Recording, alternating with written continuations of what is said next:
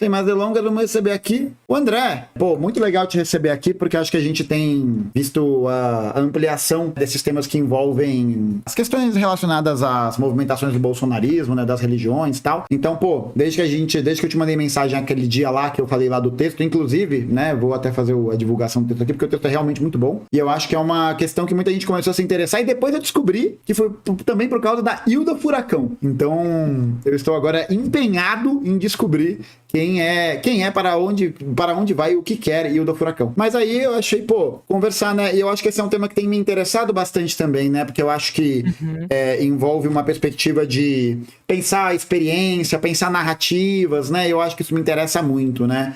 E aí até comentei do Walter Benjamin um pouco antes aqui na live, porque eu acho que tem umas referências. Enfim, André, muito obrigado por ter topado. Se apresenta aí para as pessoas. Quem é você? O que você faz? E faz o seu jabá aí, a sua propaganda gratuita. Eu sou pernambucano, quer dizer, nasci no Pernambuco e vivi a vida inteira na Bahia. Atualmente estou na Bahia. Eu me graduei em teologia. Enfim, sou filho de uma casa evangélica, sou filho de pastor evangélico, batista. Acabei indo estudar teologia por questões de... Também não sei, terminei a escola e foi o que eu queria fazer na época. Acabei gostando, na realidade, mais de estudar do que ter qualquer pretensão de ser pastor, qualquer coisa do tipo. Então, eu fui me encontrar no que hoje a gente chama no Brasil de ciências da religião. Então, entrei no mestrado logo quando concluí a graduação e agora estou nos últimos meses aí desse mestrado, estou nos meses da agonia, escrevendo a dissertação aí. E eu basicamente pesquiso a relação entre religião e política no Brasil.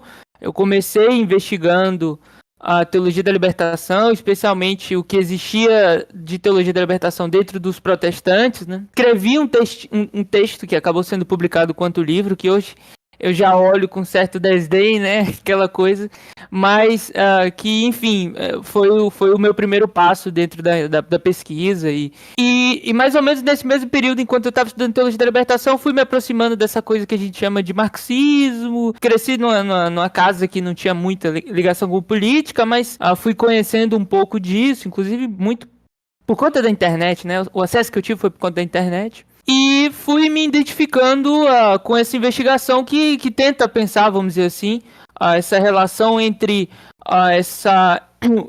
enfim, o termo que a gente tem usado em um grupo de amigos que a gente investiga, essa relação entre as imaginações religiosas, né, que não são simplesmente imaginações no sentido do que a gente imagina, mas são imaginações, em certo sentido, reais, porque operam na vida real das pessoas que acreditam, né, e as relações entre essas imaginações religiosas e os programas políticos, os processos políticos, a começar pela própria teologia da libertação, onde isso é explícito e declarado, né, quer dizer, essa relação que é o que eu estou investigando hoje, né? Estou investigando um autor, um teólogo brasileiro chamado Hugo Asman, e eu estou destrinchando como nesse teólogo ele explicita exatamente qual é a relação entre a ação política, a praxis política, e essa imaginação religiosa, essa fé, vamos dizer, e como para ele o que dava particularidade para a teologia da libertação era que a própria praxis política era também uma experiência religiosa. E, enfim, aí eu acabei também, enfim, a gente está no Brasil de hoje, acabou uma coisa em 2018 chamada bolsonarismo, né? Acabou surgindo, a gente já via,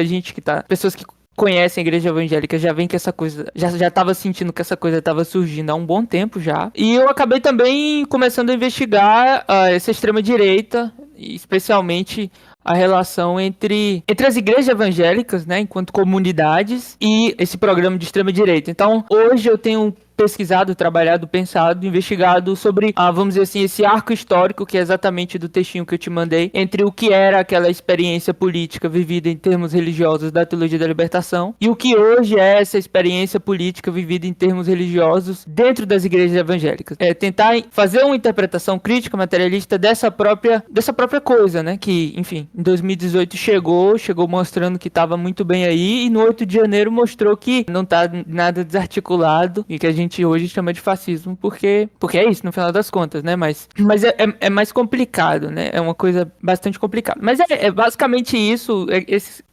quem sou eu, minha investigação. Da hora. Não, eu acho isso muito, muito legal, assim, porque a gente tem uma certa. Acho que um certo tratamento para poder entender, né, a religião enquanto um fenômeno social, muitas vezes marcado por um certo tipo de fetichismo que nega esse aspecto para poder entender a formação social brasileira mesmo, né? Então eu acho que tem um tipo de recusa, né, de análise enquanto um objeto de estudo, né? É porque eu acho que se confunde um pouco nessa. Eu gosto, né, do Zizek do Velho Testamento, morto em vida, né? Isso. São pessoas. Personas não gratas, né? Zizek, Kanye West e insira mais pessoas aqui, né? É aquela coisa. A gente lê e escuta no sigilo. Mas o Zizek tem uma elaboração que ele faz que eu acho muito interessante, que é justamente dessa crítica que ele faz do tipo, o ateísta muito militante é justamente alguém que está inserido na lógica deísta, também continua lá, justamente porque o objetivo de vida dele é negar esse Deus, né? Bom, sim. Então aí tem um problema, né? Então exatamente. Aí tem uma questão, né? Tem uma questão. Exatamente. E aí eu acho interessante esse debate porque a gente tem um tipo de formação, né, histórica brasileira muito ligado ao processo de colonização. Muito ligado? Não, né? Ligado ao processo de colonização, ligado à forma de como essa religiosidade, de como essas relações sociais vão se encaixar, né, na nossa formação. E eu acho que vale a pena, né, a gente ter esse tratamento, né? Ter essa necessidade de olhar com outro tipo de olhar, né? Porque é um cristianismo, por exemplo, né, que se manifesta em várias vertentes, de várias formas e que tem impactos diferentes, né? Inegavelmente, assim, tipo, não tem como negar esse aspecto. Fora todas as outras formas de religiosidade que foram sistematicamente colonizadas, oprimidas, né? Como o candomblé, como as religiões indígenas e etc. Então eu acho que é interessante porque a gente consegue entender nessa perspectiva, e eu acho que esse papo contigo vai mais ou menos caminhar nessa direção, né? Que eu acho que é entender quais são essas relações políticas que são articuladas a partir dessas movimentações, porque é um negócio que a gente tem percebido, né? Na última semana agora, a PEC 5 lá do Crivella, que está saindo para aprovação, vai aumentar a isenção de tributos para patrimônios obtidos por organizações religiosas, né? Por bens que possam garantir a valorização, que possam garantir o lucro, a atividade econômica e tal. O nome disso, né, é abater imposto para aumentar lucro de empresário. Esse é o nome. É isso. É isso, tá ligado? E aí eu acho muito foda porque a gente ignora muitas vezes o caráter de classe que tem por trás disso. E eu acho que é interessante, então, a gente acho que começar falando um pouco, dando, acho que uma perspectiva de como entender, né, essa parte da religião, essa parte de como a religião vai conseguir se organizar politicamente. Porque eu acho que isso que você falou é muito interessante. Eu tenho um amigo que é ex-TJ, e ele comenta muito comigo sobre como era a experiência dele enquanto TJ. E é uma parada que eu falei. Ele foi me descrevendo, eu falei, caralho, isso é militância, pô. Isso é militância pra caralho. Eu falei, porra. Exatamente. Porra, eu fiquei, caralho. Exatamente. Porque você fica pensando, mano, o cara fica batendo de porta em porta, tomando portada na cara. Falou, porra, se isso não é aguerrido, meu amigo, aí esquece. O que é, né? Nossa. O que é? A quantidade de xingamento que um TJ recebe num domingo, num sábado de manhã, num domingo de manhã. Nossa, cara, tá maluco. E aí eu fiquei com essa brisa, assim, fiquei pensando, sim, porra, é verdade, né? Então eu acho que é interessante a gente acho que mostrar esse panorama, né? Como a praxis políticas, né? E aí dialeticamente pensando, né? Não é a praxis política que forma a experiência religiosa, né? Ou a experiência religiosa que forma a praxis política, né? Mas como esse fenômeno, né? Essa unidade de contrários se manifesta, né? Eu acho que primeiro com a organização, acho que, né? Dado o contexto, né? Acho que vale mais a pena a gente falar de teologia da libertação, que é mais próximo. E eu acho que essa virada para teologia da dominação da prosperidade, porque eu acho que isso tem a ver também com a conjuntura de forças e a correlação da luta de classes no Brasil nos anos 80 e nos anos 90, né? Sobretudo com a ascensão neoliberal. Não, eu acho que o seu comentário sobre o seu amigo TJ, eu acho que é isso, assim. No caso da teologia da libertação, isso era explícito, né? Está nos livros, estava nos documentos, isso está nos encontros das comunidades eclesiais de base, que era, vamos dizer assim, basicamente o sinônimo do que era a teologia da libertação, né? Então, a gente fala teologia da libertação, mas a teologia da libertação, na realidade, tinha alguma coisa anterior, né? Porque, enfim, teologia eram os livros, uma tentativa de sistematização de uma coisa que tinha mais a ver com um tipo de experiência particular do cristianismo, um tipo de experiência popular que estava surgindo junto com diversos movimentos populares, desde os anos 60, que culmina, vamos dizer assim, com o MST, que culmina com o Partido dos Trabalhadores nos anos 80, que estava ligado a todo um processo de politização da própria sociedade, vamos dizer, as famosas greves do ABC nos anos 80, né? As greves dos ABC, inclusive, tem imagens muito bonitas das greves, a greve de São Bernardo sendo organizada na frente de uma igreja católica. E acontecendo uma missa dentro da igreja católica, dentro da matriz de São Bernardo, em favor da greve. E aquilo só acontecia porque existia, vamos dizer assim, uma base dentro da própria igreja católica que estava forçando, vamos dizer assim, essa politização da própria igreja, né? Enfim, a igreja não queria, a igreja instituição não queria nada desse tipo de politização, mas existia, vamos dizer assim, uma base, existia a classe trabalhadora que estava organizada, em certo sentido, estava se organizando e estava lutando para conseguir seus direitos básicos de sobrevivência, né? Enfim.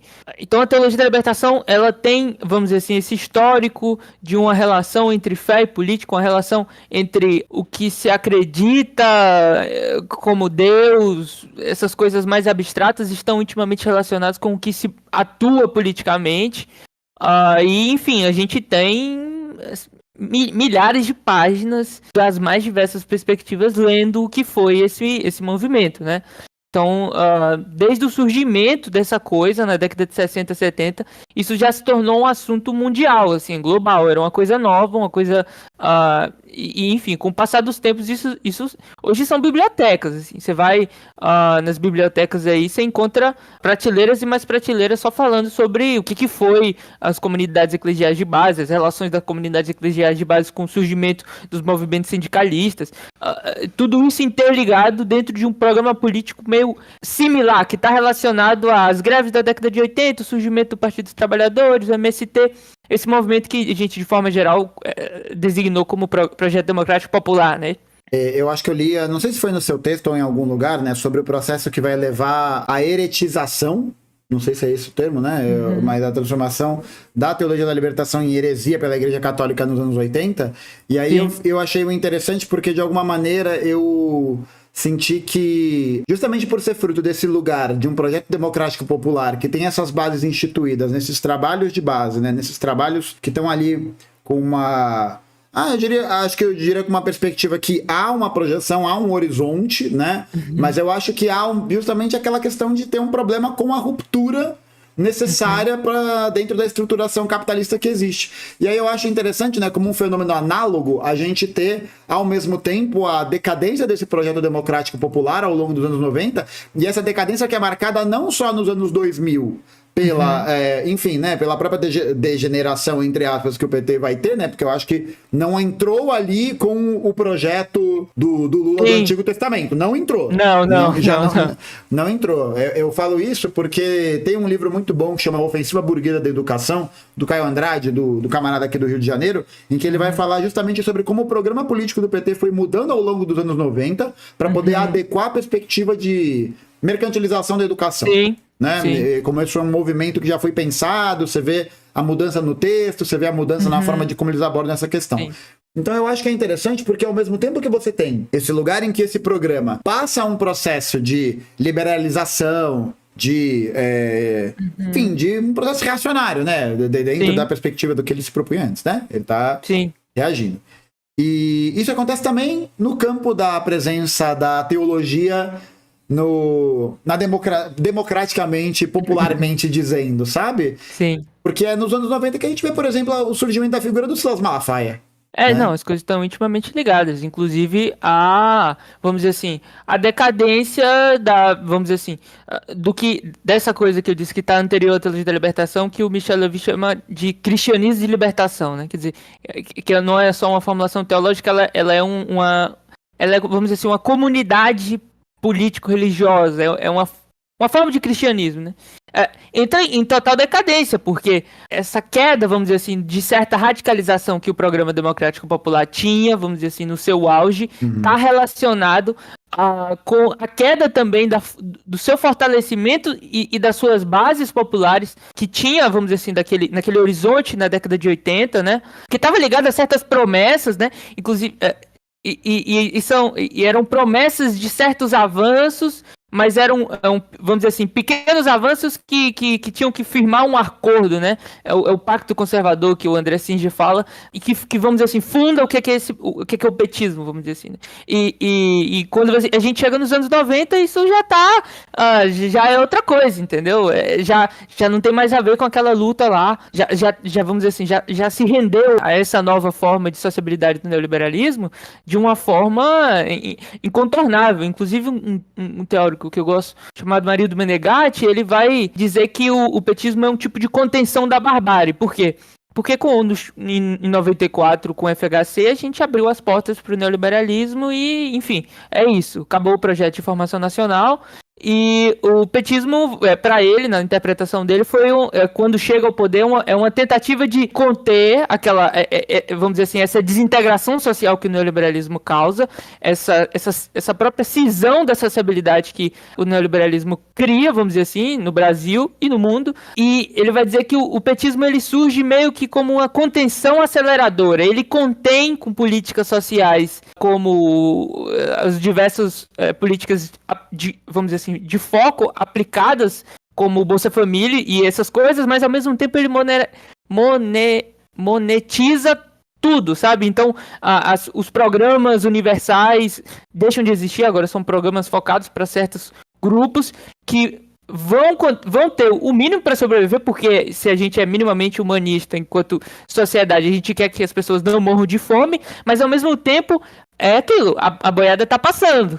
As coisas, um programa de construção do Brasil estava sendo completamente destruído. Isso está totalmente relacionado com a desarticulação total do que eram as comunidades eclesiais de base, a perca da força política. E aí, enfim, é a derrocada, vamos dizer assim, da teologia da libertação. O interessante é que, ao mesmo tempo em que essas comunidades eclesiais de base estão perdendo sua força, existem outras comunidades que desde a década de 80, década de 60 também já estavam surgindo nas grandes periferias e elas começam a ter uma voz política, que são as igrejas pentecostais. Então, quer dizer, eu gosto de pensar que se a gente tinha uma experiência teológico-política nas comunidades eclesiais de base, que tinha como, vamos dizer assim, núcleo principal um certo conflito entre patrão e empregado, mesmo que em tons pouco explícitos sobre o conflito de classe, mas que expressava certa relação entre duas classes, né, como se organiza na própria realidade. Esse conflito, essa experiência, formava um tipo de comunidade de pertencimento. Uhum.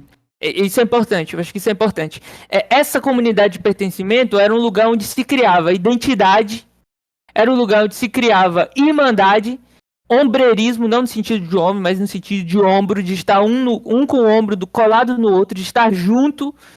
Então, as SEBs eram isso.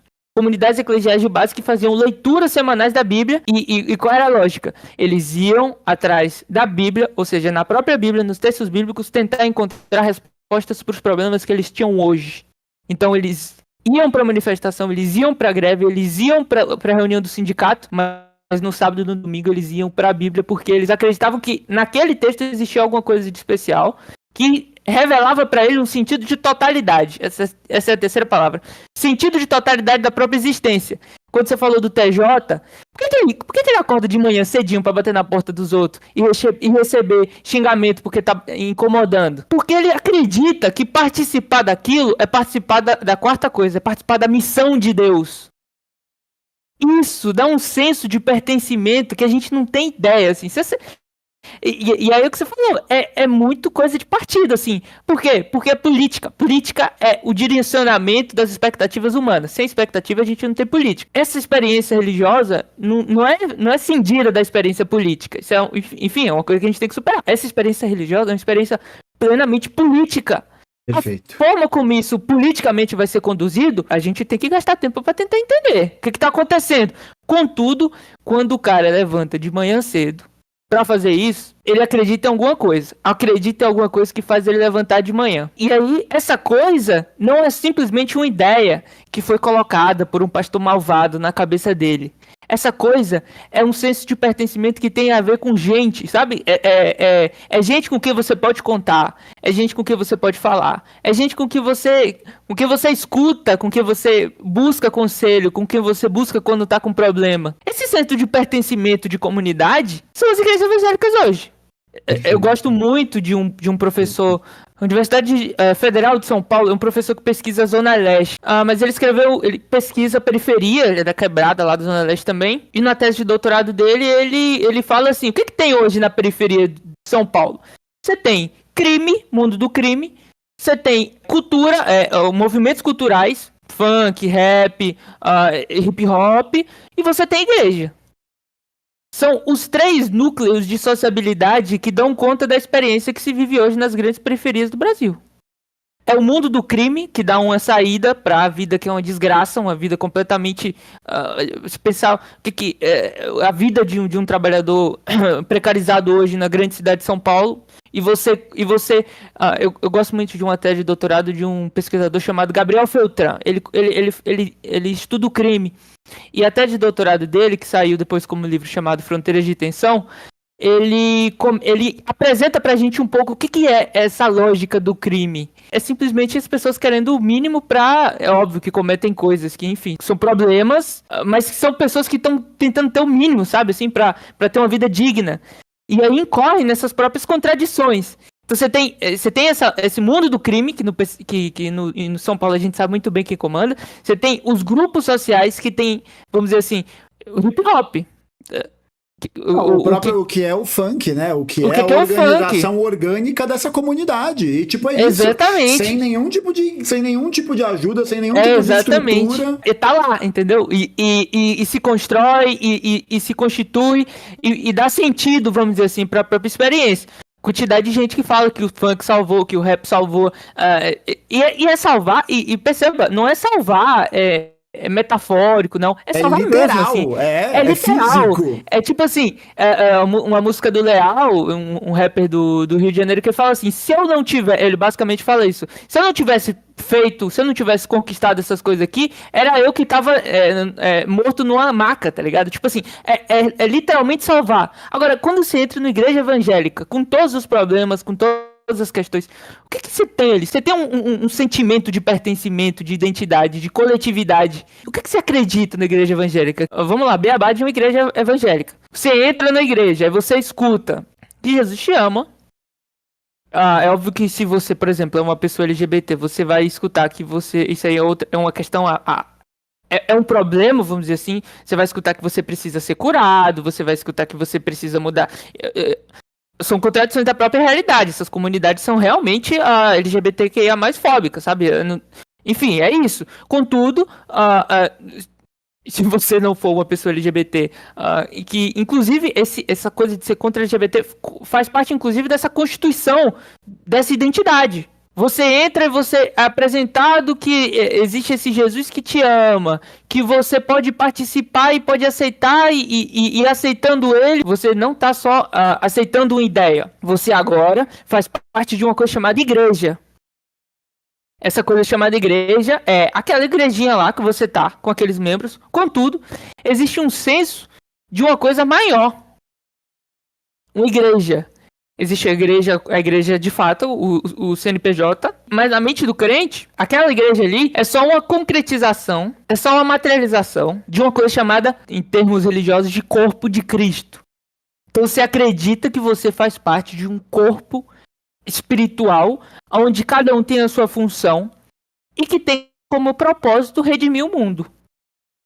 Meu amigo, se isso aí não mobiliza, esquece. Porra, e é o que, cara, o chat é testemunha, Eu falei antes sobre isso, que a experiência religiosa, a experiência nesse sentido, ela produz essa concretude, essa coesão que dá sentido à existência humana. que dá de alguma maneira sentido justamente para esse lugar da angústia que é parte da vida, né? Que eu acho que a compreensão é materialista, mas não materialista vulgar, né? Materialista histórica permite que a gente entenda da dimensão da limitação da vida, de como esse tipo de experiência ele produz de alguma maneira um certo sentido que dá esse lugar para a pessoa conseguir se mobilizar, que é o que você falou. Pô, acordar todo dia de manhã para lá fazer o bagulho. Por quê? Porque aquilo ali faz sentido. Porque aquilo ali você fala e fala, pô, vou estar lá com os meus camaradas, vou estar lá com os meus irmãos, vou estar lá com a galera que, né, em que essa experiência, eu acho isso muito interessante, contraditoriamente pensando, né? Porque eu acho que a teologia da libertação, ela tem exatamente essa perspectiva que produz essa experiência de coletividade baseada nesse reconhecimento amplo, nesse reconhecimento mútuo, né? Nessa palavra de conforto mesmo, né? De você ter cuidado e de como ela tá alinhada, né? Dentro do seu crescimento, aquele momento em que a luta de classes estava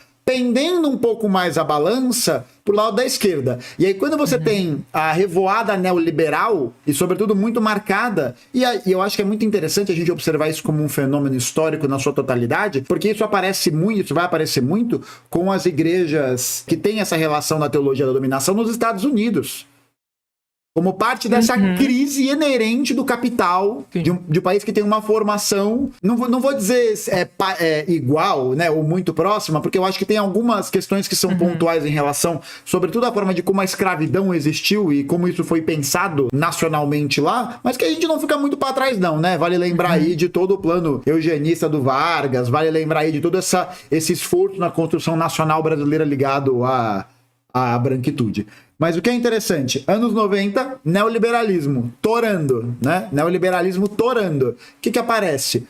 Uma organização, né? Eu acho que é até interessante isso, né, André? Porque quando a gente começa a entender esses processos enquanto processos organizativos, enquanto processos que dizem respeito a uma organização social coletiva que tem como pano de fundo um projeto político, aí a coisa muda de figura.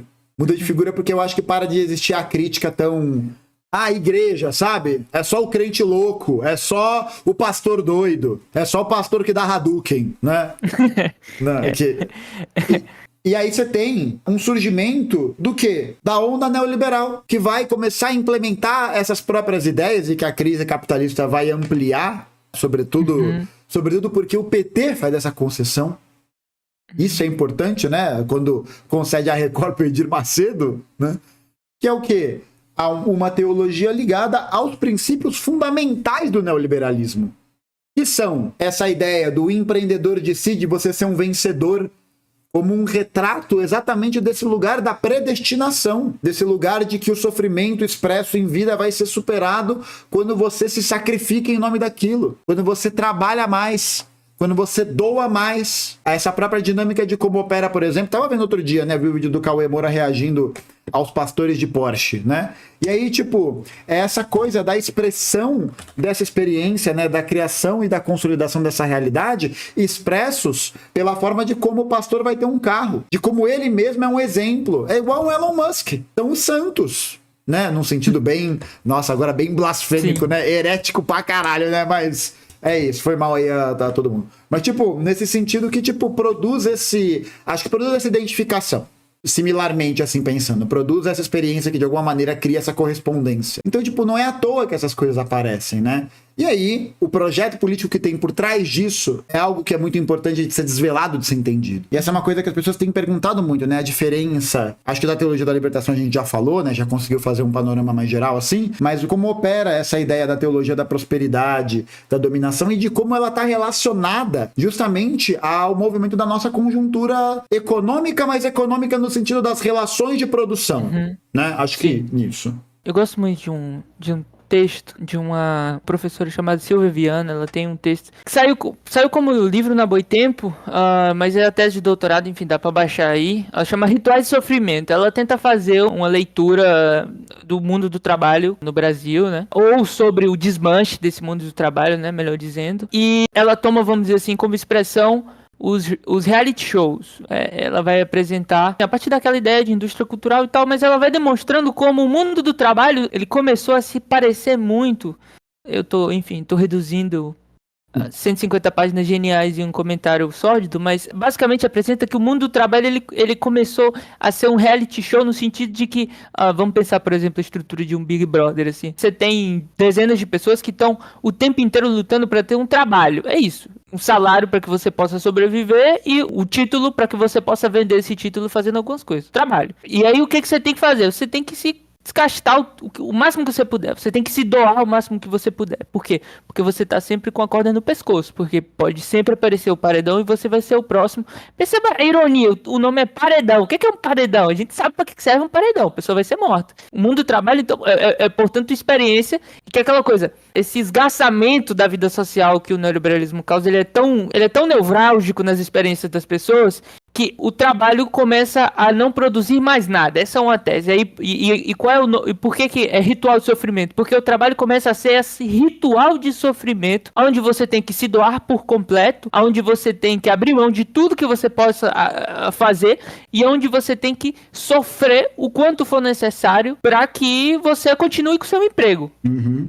E, enfim, a gente está numa sociedade capitalista e o que distingue o capitalismo de todas as outras sociabilidades é que tudo passa pelo dinheiro, inclusive os meios de subsistência. Então você tem que trabalhar. Se você não trabalha, você não tem dinheiro. Se você não tem dinheiro, você não come. Então você tem que trabalhar. Você tem que participar desse mercado de trabalho, que é um ritual de sofrimento. Você, portanto, tem que criar razões para você acordar segunda de manhã. Aí você encontra essa comunidade que a gente estava falando. A comunidade não é simplesmente uma comunidade que diz que você está participando da redenção do mundo. Ela é uma comunidade que diz que você vai vencer. Que acredita que você vai vencer. Isso é muito foda, é isso. O Messias não vem só como redentor dos oprimidos, mas como vencedor do anticristo. Ele é o vencedor. Exatamente. Não é uma questão de opção. Você vai ter que vencer, porque se você não vencer, você vai morrer. Ela tem uma parte assim que ela comenta assim, eu acho genial. Ela fala assim sobre a metáfora do corre, né? Estamos no corre. O que é o corre? Ela diz, o corre é o passo de quem anda com o bafo da fera nas costas.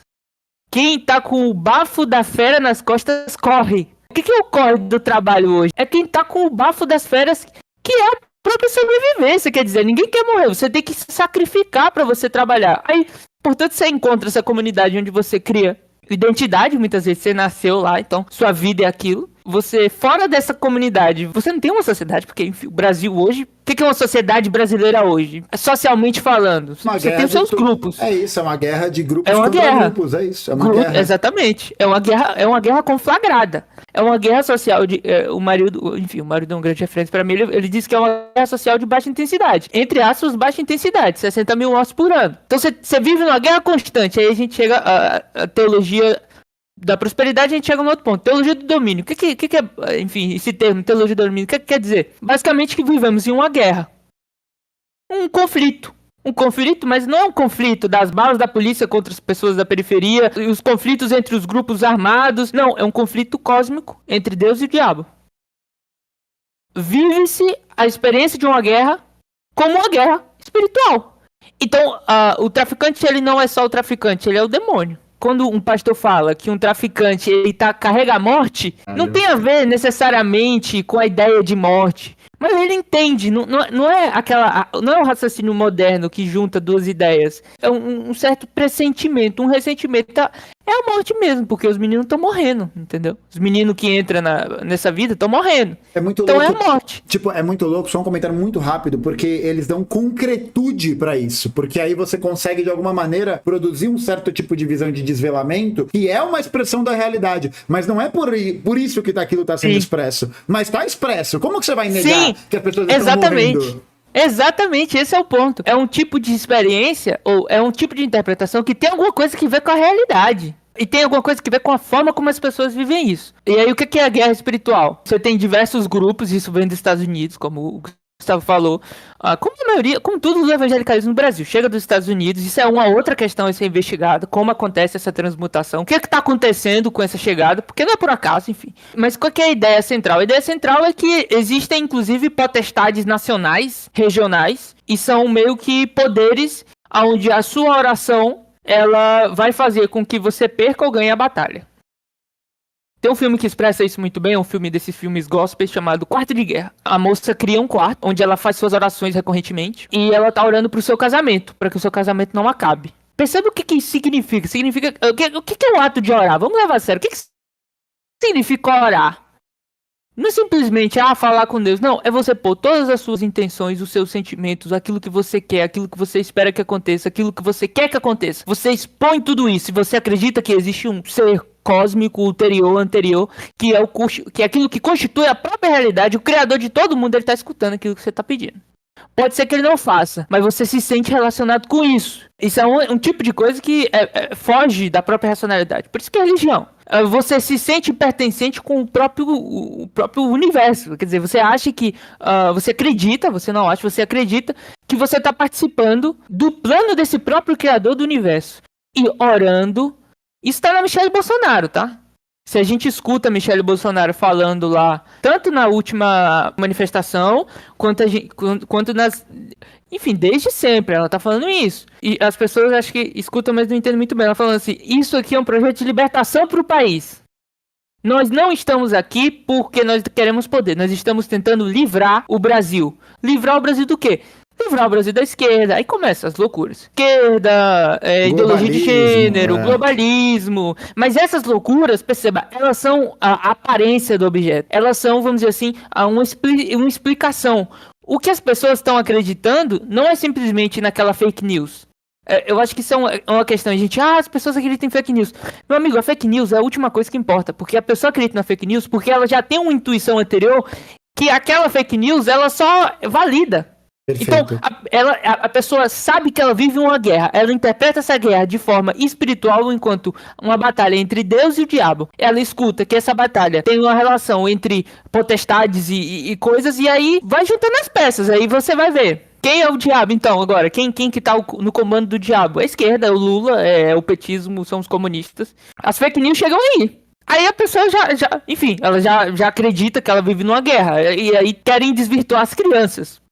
Pô, quem não gosta de criança? Exato, velho, é muito forte. Quem não gosta de criança, sabe? Como a ideia da família é central para essa experiência evangélica. Como a ideia de ter filhos é central, como essa coisa de formar uma família é central. Aí eles dizem que a gente tá querendo destruir o quê? A família, que é o projeto de Deus para as pessoas. Não tem conversa, não tem debate. Infelizmente, se a gente não é uma pessoa que tá dentro daquela própria comunidade, se a gente é uma pessoa de fora, que olha e que não conhece aquela pessoa e que só escuta aquilo, como aparece na internet, gente, você pode falar o que você quiser, você pode apresentar todas as razões do mundo, você vai continuar sendo um representante do demônio na Terra. Porque Deus e todo o seu projeto, ele tem um projeto de redenção nacional. E a gente volta para a missão. É um projeto de redenção nacional. Eles acreditam que eles estão redimindo o Brasil, libertando o Brasil. E eles estão falando isso desde 94. A Marcha para Jesus começa nesse papo. Marcha para Jesus que acontece todo ano aí em São Paulo, gigante. Uma manifestação organizada que acontece há 30 anos. Ano por ano, cada vez maior. Marcha para Jesus. E eles estão politicamente se demonstrando aí. As marchas para Jesus deixam as jornadas de julho no chinelo, viram uma baderna desorganizada. Porque aconteceu lá, teve muito importante politicamente, mas assim, os caras estão desde 94, ano por ano, no Brasil todo. E não é só em São Paulo, no Rio, não. É nos rincão aí. É a minha cidade aqui, eu vivo na cidade de 100 mil habitantes. A Marcha para Jesus é um dos maiores eventos, do lado de São João. É uma coisa que já faz parte culturalmente da experiência das pessoas. Marchar pra Jesus. Marchar pra Jesus, olha o termo, pô. Marchar pra Jesus. E você vai escutar as músicas que estão sendo tocadas, cara, é termo de guerra. É música de guerra. A guerra tá conflagrada. A gente que tá achando que não tá, mas a guerra já tá conflagrada. E eu acho que é interessante ver, né, como essa guerra, ela tem por detrás dela, né, nesse projeto de uma redenção, porque eu acho que esse termo é muito interessante, porque essa ideia de redenção, ela dá um sentido até posterior à própria existência da vida humana, porque você não redime só a si mesmo quando você organiza esse projeto de universalidade, você redime todos aqueles que vieram antes, todos aqueles que foram vítimas, e você redime ao mesmo tempo todas as pessoas que virão depois. Então, eu acho que é um fenômeno que, até o negócio que você falou, né, que existe essa ideia do ritual de sofrimento, de você ir trabalhar, de você conseguir criar essa noção, né, de se mobilizar por alguma coisa, né, por alguma coisa que produza esse sentido dessa totalidade, porque senão a gente só vive a realidade da sobrevivência imposta pela dinâmica do trabalho capitalista, né? E você falou, se sacrificar, é quase você colocar a si mesmo como um objeto do sagrado, desse sagrado que se manifesta nesse projeto de redenção. Sim. Nesse projeto de redenção, que tem um negócio que eu acho interessante, que eu acho que é muito mobilizador nesse sentido, porque quando você estava falando eu fiquei pensando, porra, é bem isso, né? É uma ideia que tenta de alguma maneira destruir a ideia de guerra não, mas de sociedade dos povos, e tenta criar uma sociedade universal. Sim. Não é à toa que o nome né? Que o nome vem daí, né? Igreja Universal. Que eu acho que tem esse lugar em que há essa análise de todos os sujeitos como partes integrantes, mas partes integrantes que também compõem essa totalidade, que também fazem parte daquilo, né? Que também alteram a sua dinâmica. Mas aí é claro, né? Esse tipo de interesse vai servir muito mais para poder mobilizar nesse sentido de uma mobilização que atenda aos interesses dos grupos que dominam essas organizações e que transformam essas organizações em elementos para poder ganhar mais recursos e mais dinheiro. E aqui eu acho que vale muito a pena a gente entender como é, por exemplo, a dinâmica que aparece com questão da doação, com questão desse processo donativo. Eu acho que a doação, ela representa justamente esse pacto. É o pacto firmado em que você sacrifica uma parte sua e você recebe de volta a espada imbuída, né? Você recebe de volta a legitimação divina expressa por aquela figura de autoridade que te dá esse lugar, não diria nem um lugar, porque eu acho que não é um lugar ao céu, não é um lugar, eu não acho que não é uma promessa futura, é uma promessa que se manifesta concretamente. Concretamente por quê? Porque a igreja sendo esse lugar da organização coletiva, do espaço coletivo, do compartilhamento do sofrimento, o que você tem? A diminuição desse sofrimento a partir da socialização, do coral da igreja, do time de futebol, do, sei lá, sabe? Da leitura, da formação, da militância. Eu tava pensando nisso outro dia, tava andando na rua e eu vi uma galera, tipo, trocando ideia, batendo papo, dando risada. Crente. Tipo, aí você pensa assim, porra, não é... E eu acho que essa é interessante, né? Porque há um aceno muito mais, né, para um elitismo, né, relacionado a essa figuração de ver, né, o pastor como a mente maligna. Sim. E o crente como um idiota. É isso, manipulado, que não vê nada. É, um tosqueira, um tosco, assim, sabe? E aí você para de ver a totalidade dessa experiência, né? E aí, olha que louco, né? Se entende. A lógica de combate é a única lógica que possibilita a criação desse universal. Porque não basta você... E isso é muito, porra, isso é muito político.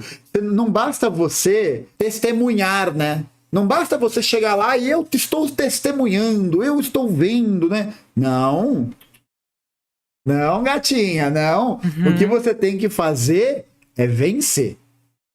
Isso. Porra, você tá maluco, cara. Você tá maluco. E aí, como que isso não é um elemento de mobilização? E eu acho que a expressão concreta disso é o que você falou, né? Mandaram até uma frase ali da Michelle Bolsonaro. Vão continuar orando e intercedendo em todos os lugares. E sabe por quê, irmãos? Porque por muitos anos, por muito tempo, aquele lugar foi um lugar consagrado a demônios. Isso. Mano, e aí é isso, né? Acho que a experiência da totalidade capitalista que a gente está inserido faz com que a gente consiga ver por que isso se chama teologia da dominação. Porque é o que você falou, não é marxista, óbvio, não é marxista, mas é interessante porque parte do lugar do combate, do tensionamento. É isso, da guerra sagrada. Sim, conflito. Conflito, porque tá na realidade. Aí hoje a gente vê essa esquerda, enfim, não vou nomear, mas a esquerda que quer fingir que não tem um conflito. Gente, a gente vive um conflito, uma coisa que tá aí, entendeu? Você sair na rua no Brasil, você tá dentro de um conflito. Você tá esperando que você não morra. Dependendo do lugar, tem que ter muita fé para que você não morra. Mas essa coisa que você falou da liderança eu acho muito importante, porque às vezes a gente recai numa crítica, que é isso, coloca o crente como simplesmente uma pessoa que foi manipulado pela... É óbvio, um pastor, ele tem que ter uma capacidade de uma boa fala, ele tem que saber... Pô, você vê... Caras são formados, né, mano? Claro, não, você vai ver uma pregação do... Como é o nome? Não é o Silas Malafaia, não, mas é um outro. Cara, é 1 hora pregando. Se você leva a sério o que ele tá falando, é uma coisa emocionante, assim, porque quando ele tá pregando, não quando ele tá fazendo palanque político, quando ele tá pregando lá, ele tá falando de tipo assim, ele tá falando do filho que tem uma doença que não tem cura. Ele tá falando, sabe assim, daquelas coisas mais básicas da vida, do dia a dia. É disso que se trata. E aí, às vezes a gente recai numa crítica a essas lideranças, tipo Silas Malafaia, enfim, que são abomináveis, por óbvio, mas a gente esquece que para aquelas pessoas importam não porque são elas. E a sua crítica, quando você critica o que ele tá falando, você não tá criticando simplesmente Silas Malafaia, você tá criticando ela também. Perfeito. Porque ela olha pro Silas Malafaia, ele olha pro Silas Malafaia e acha que aquele cara é um representante de Deus, que ele tá falando a palavra de Deus, que ele tá atuando, ou que mesmo que ele discorde, como muitos discordam, da atuação eminentemente política dele, acreditam que ele é um homem de Deus. Então você tá criticando alguém que é um homem de Deus, então você que tá errado. É perder, sabe? Você não acessa a pessoa, você não chega nem a conversar, porque você só tá falando mal da tal figura, do tal pastor abominável que falou a abominosidade 50 do mês, sabe? E o que importa é essa comunidade que você entra, você se sente pertencente, você produz uma identidade dentro dessa comunidade, você percebe que você participa de uma missão, você assume essa missão e você agora vai pra batalha. Enfim, eu não cresci na igreja pentecostal, mas eu cresci na igreja batista e a gente, na escolinha ali de crianças no domingo, a gente aprendia sobre a armadura de Deus. Então, você tinha a coraça da justiça, eu nem lembro agora como é a armadura. E aí você tem a espada que é a Bíblia. Cara, eu tava sendo ensinado que eu tô numa guerra, tá ligado? Eu vestia uma roupinha de exército de Jesus.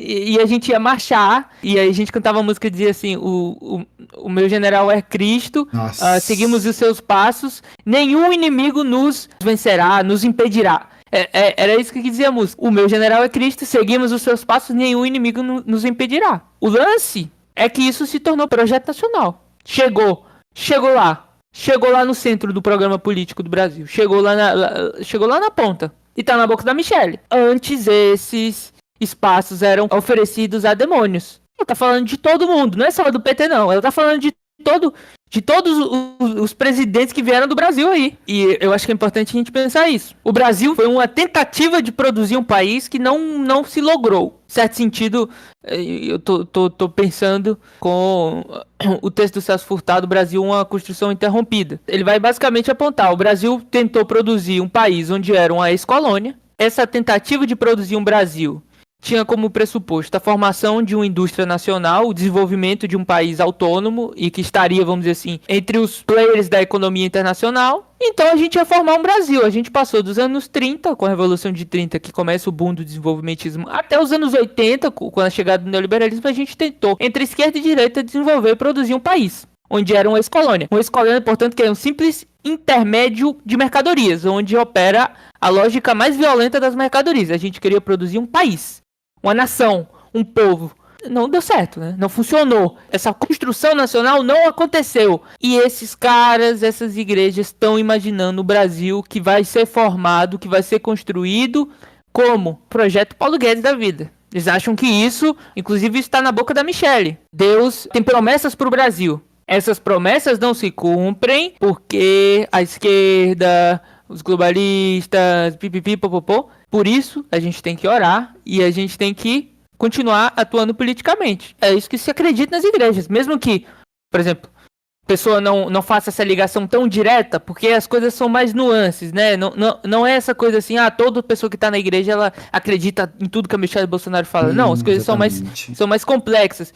Contudo, a lógica de como se interpreta a realidade, o sentimento, ou um certo ressentimento de que se vive um conflito e de que nesse conflito você tem essas possibilidades de atuação e de que é um conflito espiritual entre Deus e o diabo, aí você pega 60%, 70% das pessoas mais pobres dentro das igrejas evangélicas votaram no Bolsonaro. Quando a gente saía das igrejas evangélicas, caía para 30%. Aumentava os votos no PT. Isso foi pesquisa da última eleição. Quando a gente estava fora das igrejas evangélicas, a maioria dos votos era no PT. A gente entrava nas igrejas evangélicas, a maioria dos votos era no Bolsonaro. Não é simplesmente o discurso, é a forma. E é interessante perceber, né, avaliar que esse projeto de uma economia política que é ligada a essas lideranças e a essas organizações religiosas, está intimamente ligado também ao próprio processo de como o discurso neoliberal foi ganhando essa consistência, e essa organização religiosa, como a gente havia comentado, é uma expressão desse processo, é uma expressão da própria vida econômica e é uma expressão também da forma de como esse discurso está sendo cada vez mais replicado de maneira a se transformar numa parada super comum. Então, uma coisa que eu vi, por exemplo, né, que eu acho que casa muito bem com esse lugar, né, de preparar o terreno, né, de preparar essa noção totalizante, isso acontece sobre várias perspectivas. Então, acontece, por exemplo, com Malafaia, com Edir Macedo, né, com R.R. Soares, com esses caras todos aí que estão nesse negócio, porque é isso, essa igreja é um negócio. Sim. É um negócio, é isso. Não é à toa que se manifesta tão fortemente dentro da política nacional e conduz esses processos, não só para poder criar, né, como as pessoas gentilmente falam, né, do evangelistão, mas para poder criar uma estrutura e uma plataforma econômica que possa servir. Então você vê, por exemplo, olha o nível de pressão política que se tem, e aí a grande questão que fica é o que fazer em relação a isso, né? Porque você tem uma reforma tributária, por exemplo, que é aprovada, que é proposta depois de 30 anos, não sei o que lá, aprovada em toque de caixa. E aí uma das coisas que aparece na reforma tributária é o aumento da isenção, do panorama de isenção tributária relacionado a organizações e associações que prestassem serviço em nome do jurídico dessas igrejas. Então agora vai ter a faculdade Vitória em Cristo, da Universal. Por quê? Porque não tem mais imposto. Porque agora o bagulho, e a gente está vendo um projeto de privatização educacional. Né? E aí eu acho que tem uma questão de... Vamos ver se a luta de classe se manifesta dentro da burguesia, né? Porque você tem um projeto privatista educacional super tecnocrata, né? Super sala de aula invertida. E você tem um outro projeto que é um projeto evangelizador. Não que o projeto neoliberal não seja também evangelizador num certo sentido, né? Vide aí as aulas de empreendedorismo no novo ensino médio, mas eu acho que é um pouco diferente, né? Tem uma brisa política diferente. É um projeto de privatização educacional que vai formar justamente essas pessoas que vão estar constantemente normalizando a forma de como elas estão absorvendo os conhecimentos da vida. Uhum. E aí você tem uma isenção tributária ainda maior para patrimônios e renda e não sei o quê. O que é isso? O que a gente está vendo objetivamente, e eu acho que isso é um retrato que a gente está, novamente, concretamente vendo, é que esse aceno para esses grupos é a pá de cal. Eu, particularmente, a análise que eu faço é que isso é uma tentativa de gerar uma conexão, gerar uma simpatia, e o problema é que justamente isso não vai acontecer. Não vai acontecer por um motivo, eu acho que simples e objetivo, né? Por mais que essas lideranças possam expressar o seu establishment, né, político naquele momento imediato, vai acontecer o que aconteceu em 2016. A partir do momento que aquilo não provocar mais interesse dos grupos dominantes daquelas organizações, um beijo e tchau. Já era. Só que aí você criou uma quimera. Você está reproduzindo uma hidra. Você está achando que você está cortando uma cabeça, mas está nascendo outras duas no lugar. Uma hora, né, esse projeto, né, eu acho que é importante salientar que, sei lá, né, eu não curto muito essa brisa do ateísmo militante, assim. Eu, particularmente, tenho muitas ressalvas, assim, sabe? Não curto muito, assim, esse tipo de abordagem. Eu acho que é preciso, né, porque muita gente também está falando, aonde vocês querem chegar com isso? E eu acho que essa é a questão central. Como que a gente mobiliza essas pessoas de novo para outro lugar? Porque elas já estão mobilizadas. Então eu acho que a questão não é a gente, né? E eu acho que isso é muito desse discurso meio esquerda emocionada, né? Social-liberalismo emocionado. Vamos tirá-los da ignorância, né? Vamos tirá-los da estupidez. Vamos livrá-los. Nossa, a gente é tão inteligente. Ah, eles são tão burrinhos, tadinhos. Olha como eles são manipulados, né? Eu acho que uma das etapas, né, que eu acho que o seu texto dialoga muito bem quando eu dei uma lida, é a gente entender que a questão central não tá em criar um organismo religioso ou uma política que acene para esses intentos como uma contrapartida, como uma tentativa de freio. Tá ligado? Você tá tentando frear um negócio. É tipo você ser o primo pequeno que pega o controle de videogame na mão, conectado do videogame. Sim. Tipo, você tá tentando parar uma parada que você não tem nenhum controle. Sim. Você não tem nenhum tipo de... Do lado de fora. Do lado de fora. Tá tentando desativar a bomba nuclear, falando, por favor, bomba, não explode. Fazendo tweet. Não explodam a bomba. Fazendo um vomitaço contra o Temer, né, em 2016. Fazendo post no Instagram. E tipo... A bomba é feia. Eu acho que esse lugar, né, desse questionamento tá justamente, André, no que você coloca no seu texto, que é preciso que a gente crie um outro projeto político para a esquerda. E eu acho que cada vez mais a gente atravessa a questão de que esse projeto não tem outro caráter político para a superação dessas questões que não seja um programa revolucionário. Não existe. Não existe. Concretamente não existe. Ah, mas tem as contradições, mas tem os problemas, né? Mas tem. E tem mesmo. E tem os limites de como a luta de classes está colocada e tal, mas a questão que eu acho que é tipo, pensar concretamente qual outro tipo de aceno ou possibilidade concreta, real, existe se não essa. Eu acho que é isso, é a gente municiar, metaforicamente, esse processo para que a gente tenha um projeto que temos que vencer. Não tem outra alternativa.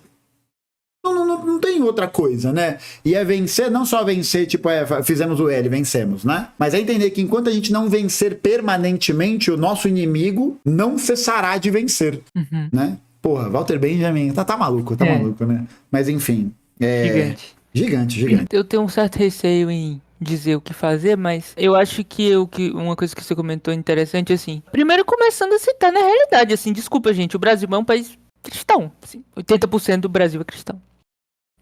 Isso nos últimos 200 anos. Colonização aconteceu, é feio, é ruim, é mal, aconteceu. Cristianização do Brasil aconteceu, é feio, é mal, aconteceu. As pessoas são cristãs. 29% delas são evangélicas. Desses 29%, 22% são pentecostais. O que você vai fazer com isso? Desculpa, mas você não vai ter nenhum projeto político que esteja junto às massas se você não tiver alguma coisa ali dentro desse povo que é cristão. Porque assim, só se você achar que você vai criar vai conseguir livrar as pessoas da religião, mas aí é você que vai achar. Politicamente, pelo menos na América Latina, não teve nenhum movimento político concreto que não tinha relação com a Revolução, inclusive Cuba. Você vai ver a Revolução Cubana, o grupo do Fidel se escondia dentro da igreja presbiteriana, igreja reformada. Você tem história disso. Você tem o Fidel homenageando um cara chamado Sérgio Arce, que foi um teólogo que a esposa dele guardou o Fidel e o grupo dele enquanto a Revolução estava acontecendo, dentro da igreja. A Revolução Sandinista, enfim, depois degradou em outras coisas, mas era essencialmente uma luta político-religiosa. Movimento de massa no Brasil. Se você não tiver relação com gente religiosa, você não tá falando com os brasileiros, porque 80% deles são. Aí você pode achar feio, achar ruim, cristianismo é mal, não sei o que. Tudo bem. Contudo, quando ou se a gente conseguir construir um projeto, um programa de esquerda, radical, revolucionário, se ele não tiver uma parcela desse grupo que vai estar vivendo isso, que vai estar pensando isso em termos religiosos, desculpa, mas você não tá falando com os brasileiros, porque 80% deles são cristãos, pô. Você tá falando com o seu grupo, com seus amigos, com tal. Mas assim, é um dado básico, assim, que a gente concreto. Parece que esquece. Concreto. Básico. Esquece. Básico, entendeu? Então, se você não lida com isso de forma séria, você, meu irmão, não sei o que você tá fazendo, assim, com toda desculpa, assim, mas mas o marxismo, não sei o que. Meu amigo, até o Fidel, enfim, vocês podem ir atrás disso depois. O Fidel falou que a teologia da libertação era mais importante que o marxismo para a Revolução Latino-Americana. O Fidel, que não era nenhum revisionista nem nada. Fidel, que era um defensor do marxismo, ele falava isso. Por quê? Porque era a mobilização que dava conta de um projeto de transformação radical da sociedade. Se isso não é mais importante do que o seu deísmo ateu, como você estava falando no começo, eu não sei o que é mais importante. Eu não tenho resposta do que fazer com os evangélicos e tal. Eu só sei que tem alguma coisa aí. Se não existir um conflito, se esse conflito também não for experienciado dentro dos termos religiosos, a gente não tá falando com o Brasil. Porque o Brasil vive a própria realidade de forma religiosa. E isso desde a formação. Isso faz parte do nosso povo. Você pode achar ruim, feio, mas é o que é. Como fazer isso, pra onde fazer isso, não tenho a menor ideia. Não tenho pretensão de apresentar resoluções. Acho que qualquer resolução que for ter, vai apresentar dentro das contradições da própria realidade. Não é na cabeça de nenhum iluminado como a gente. A gente aqui tá conversando sobre alguma coisa, mas as respostas concretas se dão nas realidades concretas e nos problemas concretos. O que a gente pode saber, e aí eu quero resumir, é que existe uma coisa chamada igreja. Essas igrejas, as pessoas constroem identidade, essas pessoas constroem pertencimento, essas pessoas têm senso de missão. Elas acreditam que elas estão fazendo alguma coisa. Que tem um senso de totalidade, ou seja, elas acreditam que elas estão participando de algo que é muito maior. Um dia, a gente chamou isso de revolução. Perfeito. Nossa, dia a gente chamou isso de revolução. Eu tava pensando exatamente nisso. Um dia a gente chamou isso de revolução. E tomaram o Palácio Vermelho, e tomaram o Palácio em 17, acreditando que estavam fazendo isso. Se a gente não percebe isso, ou se a gente não encontra nada que se relacione com o nosso projeto nisso, enfim, eu convido qualquer um a entrar na ocupação do MLB e conversar com as pessoas que estão lá. Eu já fui em algumas em São Paulo. Você vai ver os irmãos e as irmãs lá dentro das ocupações, gente. Tá lá. Agora, o que fazer? Eu acho que é isso, né? O que fazer é uma resposta muito impossível de ser dada, né? Porque ela justamente não leva em consideração a concretude de como as coisas estão colocadas na realidade, né, mano? E eu acho que, tipo, é bem isso que você falou, pô. O projeto revolucionário é um projeto que visa justamente criar a história universal da humanidade. É um projeto que visa acabar com a história dos povos e começar a história da humanidade. É um projeto que, de alguma maneira, carrega no seu caráter uma redenção que é produzida não como uma redenção do arrebatamento metafísico, mas o contrário, é uma redenção que se manifesta concretamente a partir do momento em que você percebe que o norteamento, a guerra concreta que existe é a guerra de classes. É a guerra de classes, né? É a guerra de classes. É ela que é o fundamento histórico, a mobilização histórica do tipo de mundo que a gente tem. Entender a religião não como essa caricatura, não como esse processo de esvaziamento do seu sentido político, sobretudo na América Latina. Na América Latina é outro patamar, assim, sabe? Eu tenho essa mesma impressão. Eu acho que tem elementos categóricos que são muito diferentes para a gente poder analisar aqui, mas é a gente justamente conseguir, e aí é o tempo que a gente precisa se dedicar para esse processo, que é o que a gente pode aprender com o TJ, pô. Sabe o que faz para mudar o negócio? Bom dia, tudo bem com você? Você teria um minuto para ouvir a palavra do comunismo? Não desse jeito, né? Mas, tipo, eu acho que é um processo que a gente precisa entender, que se a gente não conseguir interceder, como a Michelle Bolsonaro falou, interceder na realidade. E aí a inserção não é tipo, necessariamente nas igrejas, né? A ideia não é ir para as igrejas e tentar capturar as pessoas de lá, né? Não acho que seja essa a brisa. Mas é a gente conseguir apresentar, a partir dessa organização, concretamente, um tipo de sociabilização, um tipo de projeto, um tipo de convivência diária e de um norte de sociedade que consiga, eu não acho que substituir, eu acho que promover essa virada pro ateísmo, né, pra essa ideia da conversão, porque é conversão. Sim. É conversão, né? Vamos e convenhamos, né? É isso. Nossa, tem uns perfis ateus que eu acho que me odeiam muito, assim, muito. Mas... É muito bom, os ateus do Twitter, comunistas na internet, aí tipo assim, fazia a crítica materialista da religião, aí era como se fosse assim, os comunistas da internet têm medo de fazer a crítica materialista da religião, aí fica, crítica materialista da religião, eu acho que o cara simplesmente falar que Deus não existe, entendeu? Total, é isso, parabéns, pô, parabéns. Pô, parabéns, que conclusão brilhante, pô, brilhante. Eu acho que não tem uma solução do que fazer, né? Mas eu acho que a gente entender o tipo de potência que essa outra experiência que é religião produz, né? Sobretudo essa religião neopentecostal que a gente tem. Qual que é a potência que esse tipo de religião constitui na vida das pessoas e a gente conseguir organizar manifestações no sentido de iniciativas, né? No sentido de a gente conseguir organizar experiências e convivências e coisas que consigam se alinhar para dar outro sentido de experiência para essas pessoas, né? Sobretudo para as pessoas mais pobres. Porque senão a gente vai ficar falando com quem? Tá ligado? A gente vai conseguir produzir uma inserção como? Aonde, né? Eu acho que é isso, é a gente reforçar esse caráter de fazer esse debate e também não apelar, num certo sentido, para o oportunismo, né? Que é virar e falar, não, vamos aderir às pautas evangélicas porque elas vão nos inserir mais. Não, Sim, aí não, errou. Aí errou feio, errou rude. Eu acho que assim, seria onde as coisas estão sendo definidas, que não é na política nacional, mas é na vida concreta. Onde no vai ou fica, no corre ou morre do dia a dia. Esse projeto, essa teologia do domínio, esse programa de redenção nacional, chegou lá porque ele tem muita coisa aqui atrás. Se a gente só quiser criticar ele lá na frente sem entender o que tá por detrás, quando a Michelle fala, um termo que o teólogo que eu estudo fala, assim, são palavras que têm densidade histórica, densidade epistemológica. Elas não estão sozinhas, elas não pairam no ar, elas têm peso. Elas pesam, elas significam coisas para muitas pessoas. Esse significado é constituído na vida concreta, no dia a dia, no semana a semana, nas reuniões, nos grupos do Zap, nas brigas, nos conflitos. Se a gente não tá aí, meu amigo, a gente faz o que a gente quiser, a gente tenta ilustrar, a gente tenta dizer, fazer curso, mas é nesse dia a dia, ou nesse lugar onde as coisas são decididas de fato, que existe chance ou não. E nesse dia a dia existe chance de conversar, e mais, não é simplesmente falar o que a gente quer, é produzir uma coisa nova. Se a gente quiser produzir algum projeto de esquerda para essa coisa que a gente chama de Brasil, esse monstrango social que a gente chama de Brasil, essa coisa tem que ser produzida não é pelas nossas mentes que lemos e estudamos alemão, não sei o que, não, é pela experiência dessas próprias pessoas as quais a gente está tentando conversar. É essas pessoas que vão produzir os seus símbolos, signos, que vão dar sentido para a sua própria luta. São essas possíveis pessoas que podem ou não mudar o rumo das coisas, não é as nossas cabeças ilustradas. São as pessoas que estão vivenciando o que a gente está tentando entender. Então eu acho que é importante focar, parar de ficar olhando para a ponta da coisa, do pastor, do Silas Malafaia, da Michelle Bolsonaro, entender, criticá-los e saber o que eles estão falando, que a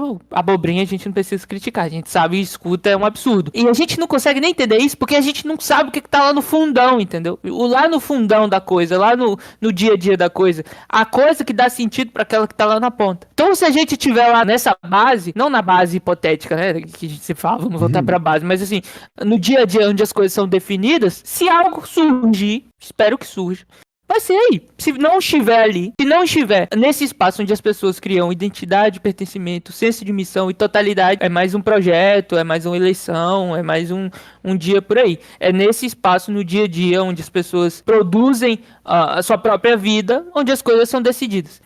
Muito foda. André, o chat está simplesmente maluco, né? Porque...